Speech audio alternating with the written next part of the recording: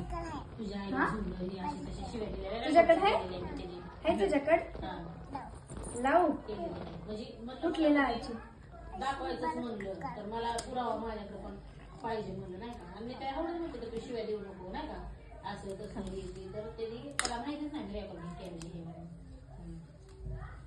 तर त्यांनी काय केलेलं आहे आता त्यांना माहिती आहे आता हे काहीतरी करेल. आणि ह्यांनी ना पुढचं जर पाऊल काय उचललेलं असलं तर मग मला आता माहिती आहे का? हा मग मी तेच म्हणते की ही मागायला लागली तिच्या लेकरा बाळांना असं तसं हे मागायला लागली की पण ही जी चिंचोची सासू आहे ना ती म्हणते ऐकलेलं नाही म्हणते ती घरी.